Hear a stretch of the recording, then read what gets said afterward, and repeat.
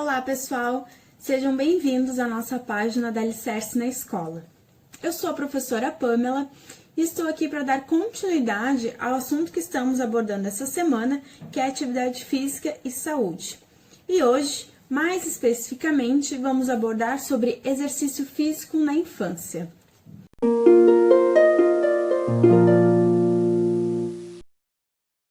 E para nossa conversa, teremos a presença do professor Carlos Vinícius Machado. Ele é profissional de educação física, tem uma ampla experiência no exercício físico infantil, atuando nessa área há cerca de 10 anos. Desde 2015, ele é empreendedor nesse ramo, atuando com programas de estimulação motora para crianças autistas e também com outros transtornos globais do desenvolvimento. Então, professor Carlos, seja muito bem-vindo à nossa página da Alicerce na Escola.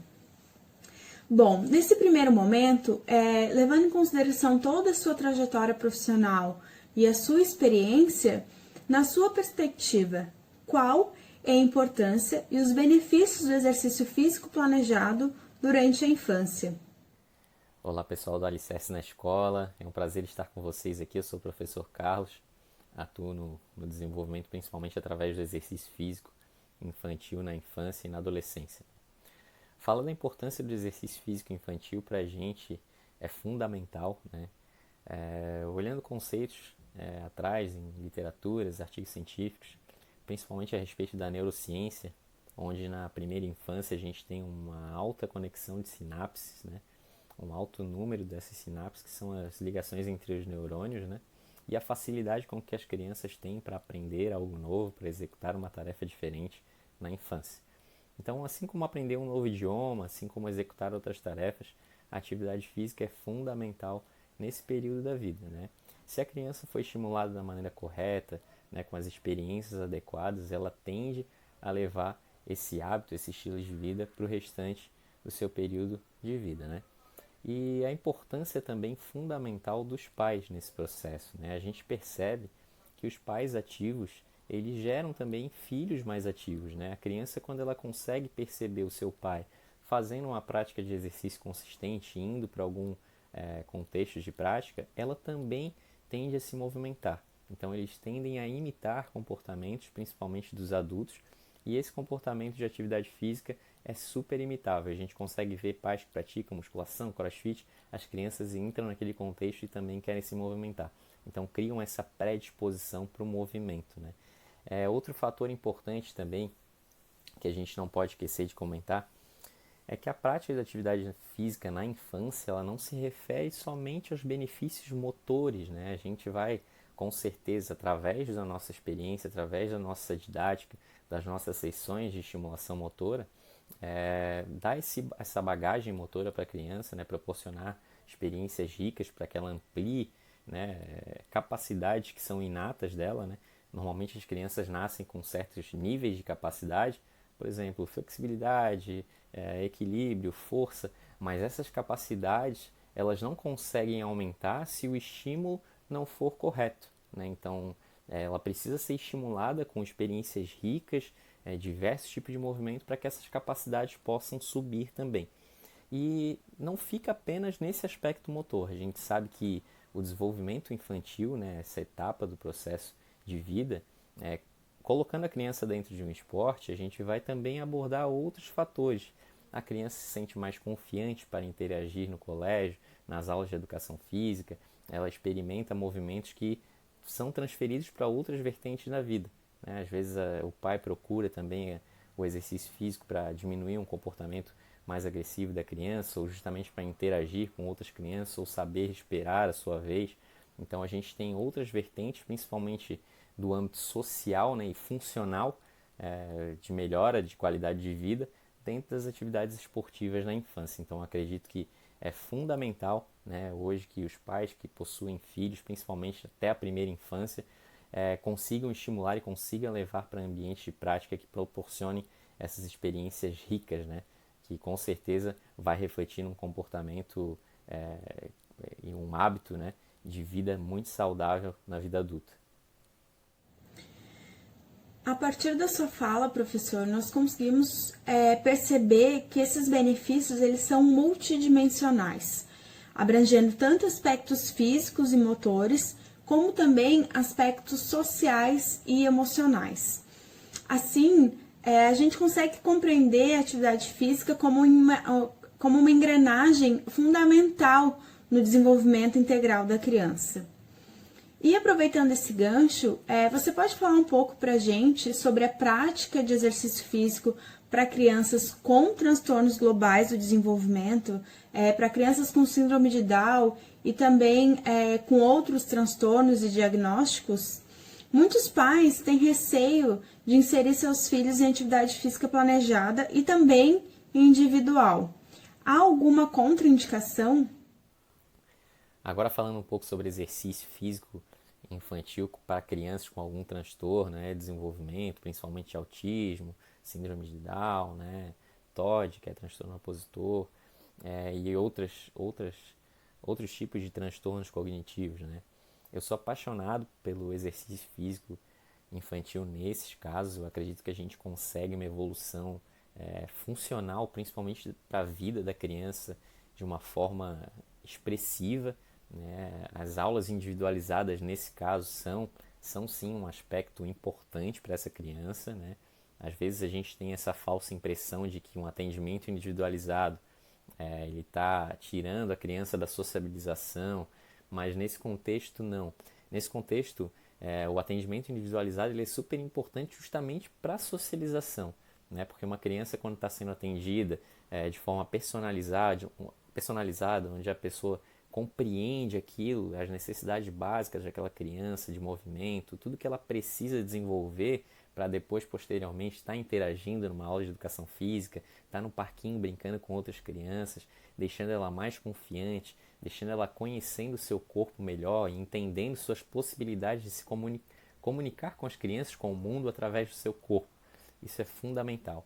Então, eu acho super importante esse tipo de prática, né, onde a gente proponha à criança uma quantidade de estímulos muito ricos, né, e fundamentais né, nessa fase da vida, né.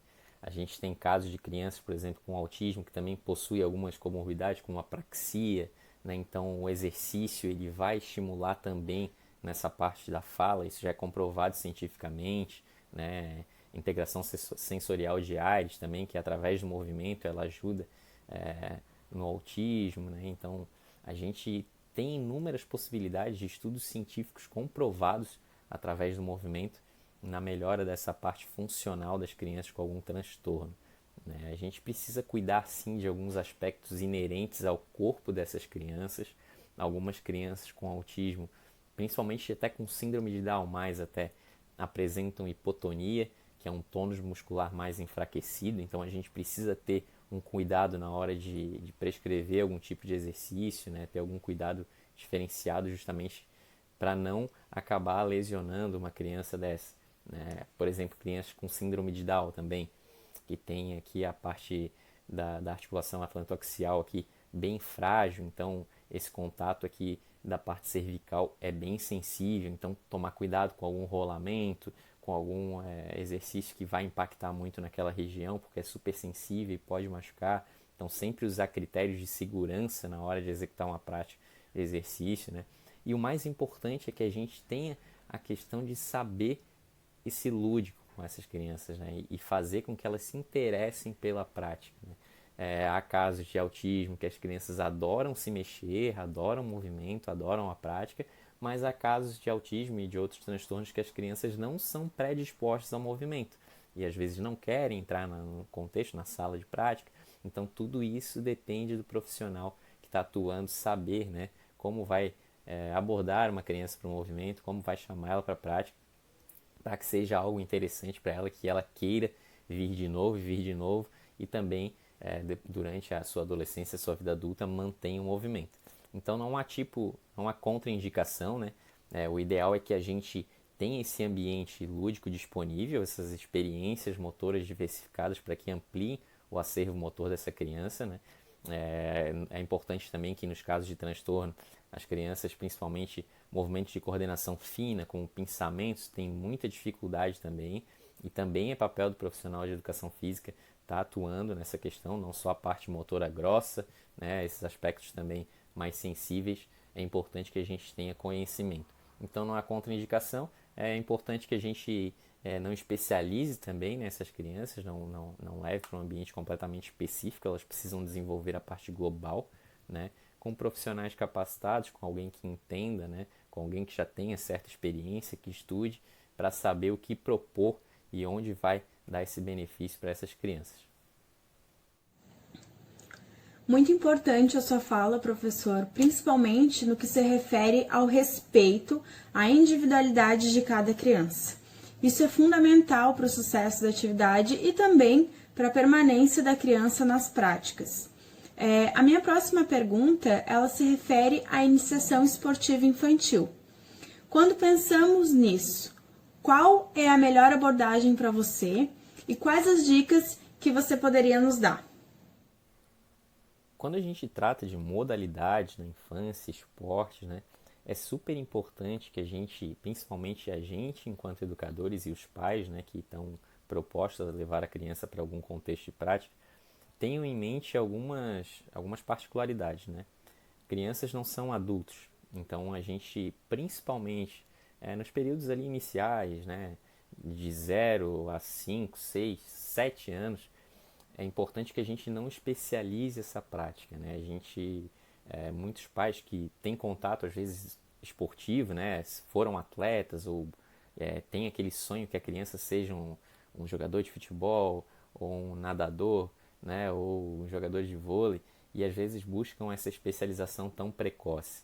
Isso acaba trazendo problemas, porque a criança precisa, né, de uma prática onde ela amplie seu acervo motor, né, onde ela desenvolva as capacidades físicas, onde ela aprenda, né, as habilidades motoras fundamentais, os padrões de movimento fundamentais, como correr, saltar, rastejar, lançar, né, empurrar, puxar. Isso vai dar toda a bagagem para que a criança posteriormente entre numa modalidade específica, né? Então, é muito comum a gente observar, né, as crianças, por exemplo, numa escolinha de futebol ou de qualquer outro esporte que seja, onde elas entram, acabam não conseguindo acompanhar a turma, porque às vezes não tem, né, aquela capacidade específica, né, aquela coordenação óculo-manual para pegar uma bolinha com uma raquete, né, ou para pisar e parar uma bola, porque justamente a criança ainda não teve essa experiência, né, básica. Então ela caiu num contexto coletivo, né, com muitas regras, com muita possibilidade, onde ela se sentiu um pouco acuada, e aí, o que pode acontecer com isso? Uma aversão à prática, né? Então é tudo que a gente não quer no esporte na infância, né? Que a criança tem um sentimento de medo, tem uma percepção de fracasso quanto ao esporte, e aí ela transfere isso para outras situações. E geralmente quando o pai for propor uma outra prática esportiva, a criança não vai querer, vai vir aquela sensação de insegurança, aquele trauma, né? Então é super importante que a gente tire esse contexto competitivo nesse começo, dê para a criança estímulos diferentes, ricos, né, variados. A gente agora tem essa onda do Functional Kids, do CrossFit Kids, que é justamente isso, né? A gente não impõe competitividade, trabalha essencialmente padrões de movimento, né, num ambiente lúdico, onde a criança está desenvolvendo toda a sua parte corporal e depois sim vai ter aquele acervo motor com todas as habilidades necessárias para executar uma tarefa específica, né? Por isso é tão importante esse início, né? Saber onde vai colocar a criança, observar o profissional também, se ele tem essa competência de saber diferenciar, né, os estágios de aprendizagem das crianças, que a gente tem a literatura importante para quem é profissional de educação física, o Galahu, né, onde a gente tem todos os estágios de aprendizagem, o que ensinar para cada estágio, onde as crianças estão mais sensíveis para aprender, né, determinado tipo de movimento. Então é super importante que os profissionais tenham isso em mente e os pais conheçam desses conceitos também, para que às vezes não exijam demais de uma criança numa prática esportiva e entendam que tudo aquilo ali é uma parte lúdica, é uma parte necessária que a criança vai ter para posteriormente fazer sim uma habilidade específica. E para finalizar, outra questão muito importante que gera diversas dúvidas crianças e adolescentes com comorbidades como diabetes, doenças cardiovasculares, colesterol alto, há algum tipo de recomendação específica para a prática de exercício físico? Quais os cuidados que devem ser tomados? Nos casos das crianças neurotípicas, né, que possuem um comportamento mais sedentário, né, nesse período de vida que a gente está vivendo, onde ficam muito tempo em casa, principalmente nas telas, né, celulares, tablets, é muito comum a gente encontrar crianças hoje com até 10 anos com colesterol alto, com às vezes diabetes, né, com comorbidades que são às vezes esperadas por uma vida adulta e idosa, mas às vezes acometem crianças tão novinhas e é super comum isso. Essas crianças precisam ter uma atenção especial da nossa parte. É super importante que a gente, quando for matricular uma criança, né, nós, enquanto profissionais, no caso, a gente utilize o Parquet, que é um questionário de prontidão para atividade física, né, onde a criança, os pais da criança respondam a anamnese completa, como ela está para começar um programa de exercício, se ela possui alguma comorbidade, se ela utiliza alguma medicação, e tentar entender um pouco do contexto de vida dessa criança, né? Sempre que a gente atua com uma criança, a gente sabe que nós estamos com ela talvez 2 horas na semana. Então a gente não vai conseguir entender tudo que interfere nesse contexto familiar, nessa vida dessa criança. Então, quanto mais informações a gente ter para orientar também a nossa prática de uma forma mais assertiva, é super interessante. Então, faça esse Parquet, faça uma anamnese completa antes de pegar a criança. Se a gente vê que o pai colocou que a criança possui alguma doença cardíaca, ou possui diabetes, ou possui, é interessante que a gente tenha um exame médico justamente por segurança, né? E a gente consegue checar mais a fundo o que está acontecendo, né? Talvez um hemograma, que a gente consiga ver a que nível que encontra, né, essas comorbidades, se estão no estágio muito alto, se estão no estágio mais controlado, para que a gente tenha, né, pelo menos uma segurança durante o exercício e compreender mais sobre aquela criança. Mas é fundamental que a criança, mesmo com algum tipo de comorbidade, se movimente, se exercite, principalmente da forma correta, né? A gente, com esse avanço também do exercício físico infantil, a gente vê também que há muitas modalidades mais recreativas, né? Não que isso seja ruim, o importante realmente é que a criança interaja no lúdico, só que a prática, se a gente está procurando, se o pai está procurando algo mais personalizado, é importante que o exercício físico não seja apenas uma brincadeira, né? Mas que o lúdico seja o meio para colocar um exercício personalizado, bem orientado, com um profissional de educação física, que vai dar sim aqueles benefícios, né, que o pai espera, que a família espera e que a criança precisa na sua forma funcional, né, para viver melhor, para estar bem na escola, para conviver com todos os contextos que ela precisa e ter uma vida mais saudável e posteriormente também uma vida adulta saudável. Professor Carlos, muito obrigada pela sua participação e pela sua contribuição aqui na nossa página. Muitos pais e até mesmo profissionais ainda têm dúvidas em relação a esse assunto, principalmente no que se refere a crianças com transtornos globais ou com comorbidades. Eu agradeço a participação aqui com vocês da Alicerce. Quero dizer que eu acompanho muito o trabalho de vocês e está sendo fundamental compreender esse contexto da vida escolar das crianças com uma abordagem multidisciplinar, né? Então, talvez realmente era uma lacuna que precisava ser preenchida nesse contexto da infância, e dou parabéns pelo trabalho de vocês e fico à disposição para contribuir quando for necessário, principalmente se tratando de exercício físico infantil. Obrigado e até mais.